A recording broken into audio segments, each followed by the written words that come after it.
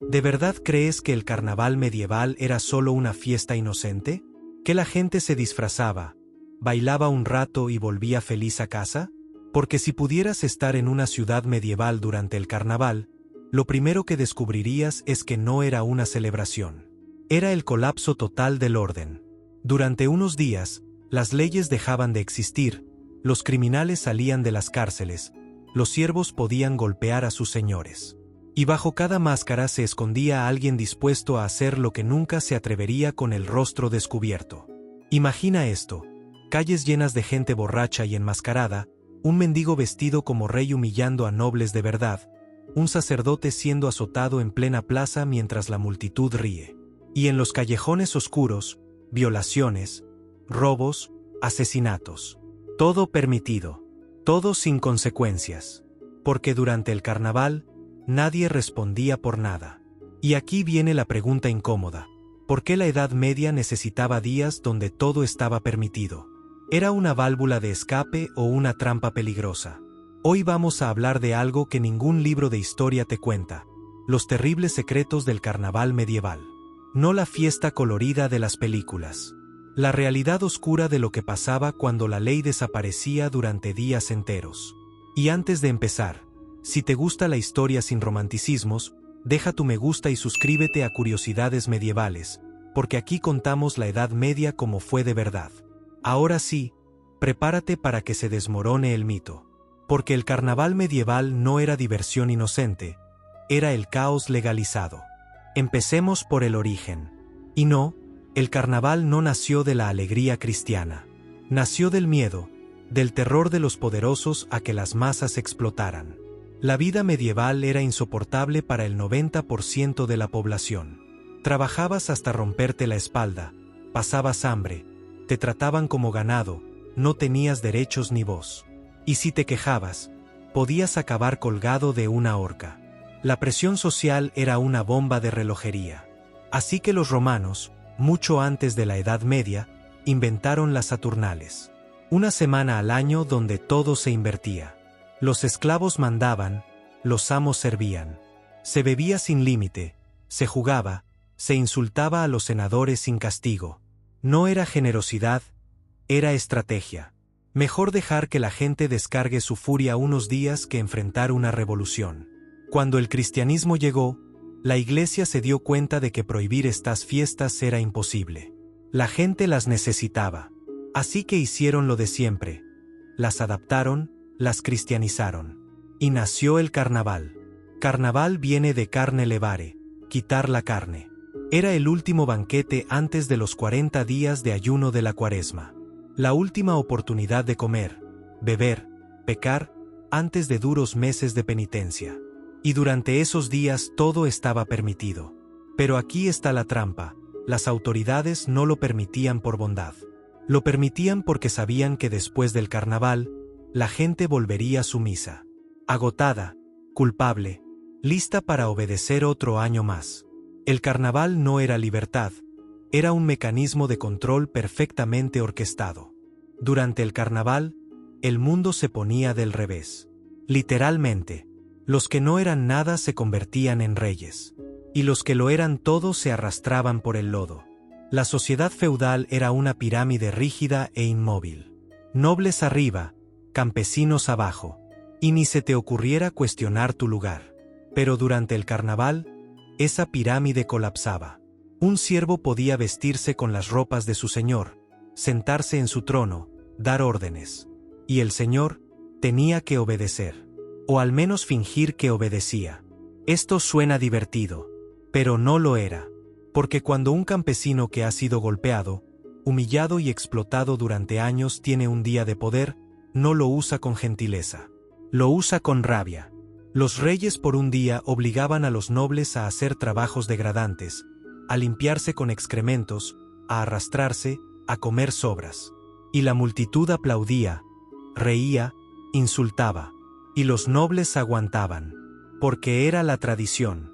Porque si no lo hacían, la violencia estallaría. Pero en sus ojos había odio, un odio que guardarían hasta que el carnaval terminara. Y entonces, algunos ajustaban cuentas. En secreto. con venganzas silenciosas contra aquellos que se habían atrevido a humillarlos demasiado. Algunos campesinos morían accidentalmente semanas después del carnaval. Otros eran acusados de crímenes inventados. La inversión social duraba días, pero la memoria de los poderosos duraba años. Y cobraban cada risa, cada insulto, cada segundo de humillación. El carnaval te daba un día de poder, pero podía costarte la vida después. Si creías que la iglesia era intocable en la Edad Media, el carnaval te demostraba lo contrario. Porque durante esos días, hasta Dios era objeto de burla. La fiesta de los locos o fiesta de los tontos era el momento más caótico del carnaval. Se celebraba dentro de las propias iglesias. Y lo que pasaba ahí era una pesadilla para cualquier clérigo serio. Elegían a un obispo loco o papa de los tontos. Normalmente era un monaguillo, un sacerdote de bajo rango o incluso un bufón. Lo vestían con ropas episcopales grotescas y le daban poder absoluto por un día. Y ese obispo celebraba una misa paródica. Cantaban himnos con letras obscenas, pronunciaban sermones sin sentido, hechos de palabras inventadas o dichas al revés. Sustituían el incienso por humo de zapatos quemados. Pero no terminaba ahí. Había procesiones donde llevaban un burro al altar y lo adoraban como figura sagrada, bailaban dentro de la iglesia, bebían vino sacramental hasta emborracharse. Incluso algunos orinaban en los altares, se acostaban con prostitutas en los confesionarios. Profanaban todo lo sagrado. ¿Y los obispos de verdad? Tenían que aguantar, porque la tradición lo permitía, porque si intentaban detenerlo, la multitud podía volverse violenta. Así que se quedaban en sus habitaciones, cerraban los ojos y rezaban para que terminara pronto. Pero algunos clérigos lo odiaban y tenían memoria. Y cuando el carnaval acababa, empezaban las investigaciones, las acusaciones de herejía, los castigos silenciosos. Porque la iglesia perdonaba durante el carnaval, pero después cobraba. Las máscaras son el símbolo del carnaval. Coloridas, elaboradas, hermosas. Pero en la Edad Media, no eran arte. Eran escudos. Escudos para cometer lo imperdonable sin enfrentar consecuencias. En Venecia, Florencia, París, durante el carnaval, usar máscara era obligatorio. O al menos, era lo esperado. Y eso creaba un problema enorme. Nadie sabía quién era quién. El noble podía parecer mendigo.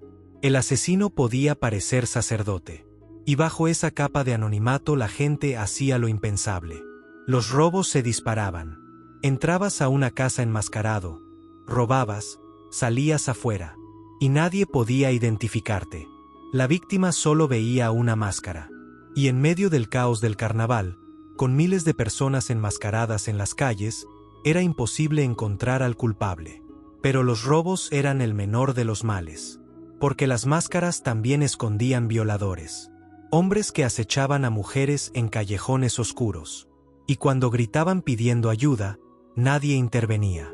Porque durante el carnaval, todo estaba permitido. Todo era parte de la diversión. Y luego estaban los asesinatos. Venganzas personales ejecutadas bajo el amparo del anonimato. Si alguien te había ofendido, si debías dinero, si odiabas a tu vecino, el carnaval era tu oportunidad. Lo apuñalabas en medio de la multitud, lo empujabas desde un puente, lo estrangulabas en un callejón. Y al día siguiente, con la máscara guardada, eras un ciudadano respetable de nuevo. Las autoridades lo sabían, pero hacían la vista gorda, porque intentar controlar el carnaval era imposible. Y peligroso. Las multitudes enmascaradas eran anónimas, y eso las hacía invencibles. Así que dejaban que el caos siguiera su curso y contaban los cadáveres cuando todo terminaba. Las máscaras no te daban libertad, te daban impunidad. Y esa impunidad podía convertir a cualquiera en un monstruo. El carnaval era la última oportunidad de comer bien antes de la Cuaresma. Así que la gente se atiborraba como si no hubiera mañana. Porque para muchos no lo habría. Las mesas se llenaban de todo: carne de cerdo, cordero, venado, pan blanco, tartas rellenas, quesos, y vino, litros y litros de vino, cerveza, hidromiel, Bebidas que normalmente estaban reservadas para los nobles ahora fluían en las calles. Pero este no era un banquete elegante. Era un frenesí de gula. La gente comía hasta vomitar, y luego seguía comiendo. Bebía hasta caer inconsciente, y luego seguía bebiendo. Porque sabían que después vendrían 40 días de pan y agua, de hambre y penitencia. Y aquí está el problema. Comer así, después de meses de desnutrición, era peligroso. Mortalmente peligroso. Los estómagos acostumbrados a gachas y pan duro no podían procesar tanta grasa, tanta carne, tanto alcohol. La indigestión era muy habitual. Algunos sufrían dolor tan intenso que quedaban retorcidos en el suelo. Otros vomitaban sangre. Y algunos simplemente morían. La muerte por atracón era tan frecuente durante el carnaval que los médicos medievales escribieron tratados sobre ella. Hablaban de fiebres de exceso, de obstrucciones del hígado, de explosiones del estómago. No tenían una explicación científica, pero sabían que la gula del carnaval mataba. Y luego estaba el alcohol. La cantidad de vino consumida durante el carnaval era obscena. Y con eso venían las intoxicaciones etílicas. La gente se quedaba dormida en la nieve y moría congelada, caía en pozos y se ahogaba.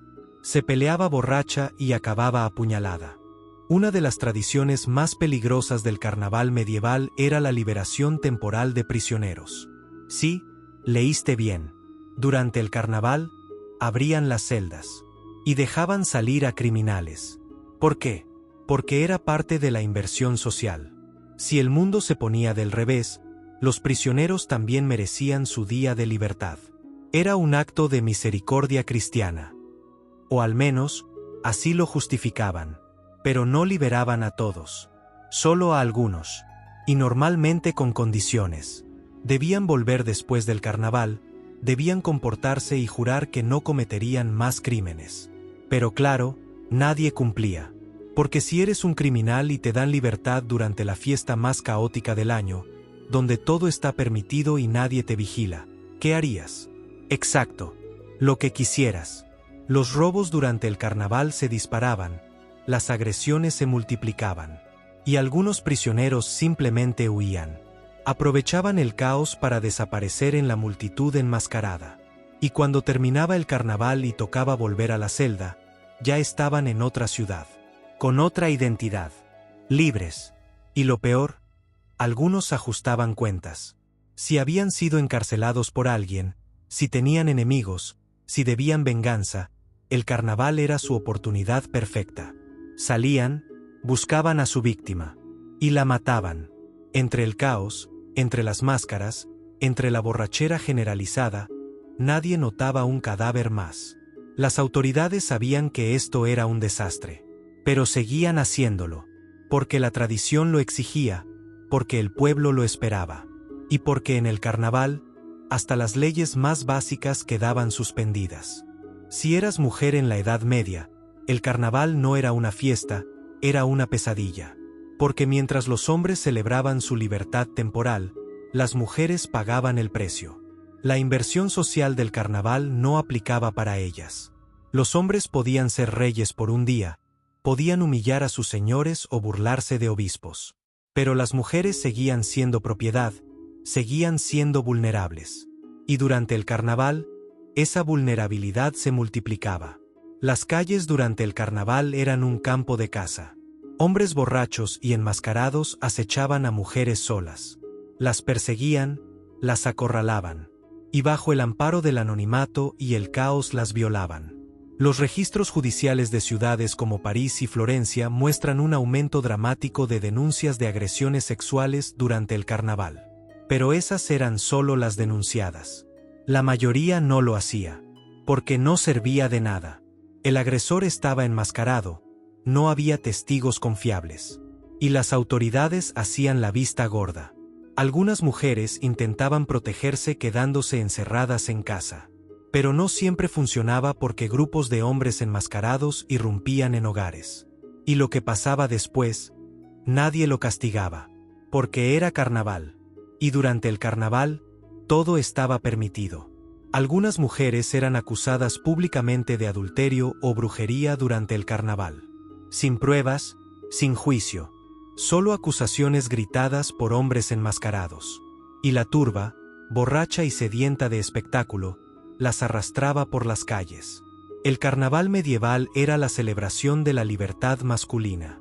Pero esa libertad se construía sobre el sufrimiento de las mujeres. Ellas no tenían máscaras que las protegieran, no tenían anonimato, no tenían escape. Solo la certeza de que cuando llegara el carnaval debían esconderse y rezar para sobrevivir. El carnaval duraba días, una semana, a veces 2, pero eventualmente terminaba. Y cuando la última máscara se guardaba, cuando el último borracho se iba a dormir, el verdadero ajuste de cuentas comenzaba. Porque durante el carnaval, muchos habían ido demasiado lejos. Habían humillado a nobles, habían insultado a obispos, habían robado, atacado, violado. Y aunque todo estaba permitido durante la fiesta, la memoria de los poderosos era larga. Los nobles que habían sido humillados no olvidaban. Identificaban a aquellos que se habían atrevido a burlarse de ellos. Y semanas después, esos campesinos desaparecían. O eran acusados de crímenes inventados, o simplemente morían en accidentes. La venganza era silenciosa e inevitable. La iglesia también cobraba. Los clérigos que habían aguantado las blasfemias del carnaval empezaban a señalar herejes, y algunos de los que habían participado en la fiesta de los locos acababan excomulgados. O peor, acusados de brujería. Y luego estaba la culpa, porque después de días de glotonería, borrachera y pecado, llegaba la Cuaresma. 40 días de penitencia, de ayuno, de arrepentimiento. Y los curas aprovechaban. Sermoneaban sobre los peligros del exceso, sobre el castigo divino, sobre el infierno que esperaba a los pecadores. La gente, agotada y con resaca moral, se sometía y prometía no volver a pecar. Y volvía dócil a su lugar en la pirámide social. El campesino volvía a ser siervo, el noble volvía a mandar, y la iglesia volvía a controlar. Porque la verdadera función del carnaval no era dar libertad, era crear la ilusión de libertad en un mecanismo de control perfecto. Así que no. El carnaval medieval no era una fiesta inocente con solo disfraces y risas. Era el colapso temporal del orden con legalizada y crímenes sin castigo. Era el día donde las máscaras te daban permiso para convertirte en monstruo. Y donde los más vulnerables, especialmente las mujeres, pagaban el precio de la libertad de los demás. Había humillaciones terribles, violaciones en masa, asesinatos entre la multitud, atracones mortales, borracheras que mataban. Y después, cuando todo terminaba, la venganza silenciosa de los poderosos. Porque el carnaval te daba días de poder. Pero te costaba semanas, meses, a veces la vida. Y lo más oscuro de ello es que todo esto era intencional. Las autoridades lo permitían porque sabían que después del caos, la gente volvería sumisa, agotada, culpable y lista para obedecer otro año más. Porque en la Edad Media, el carnaval no era libertad. Era la ilusión de libertad. Un truco para que soportaras la opresión constante. Unos días de desenfreno a cambio de meses de miseria aceptada. Y por eso, cuando imagines el carnaval medieval, no pienses en alegría. Piensa en calles llenas de sangre y vino, en mujeres escondiéndose aterrorizadas, en criminales sueltos con máscaras, en campesinos humillando a nobles sabiendo que después morirían por ello, en una iglesia profanada que cobraría venganza.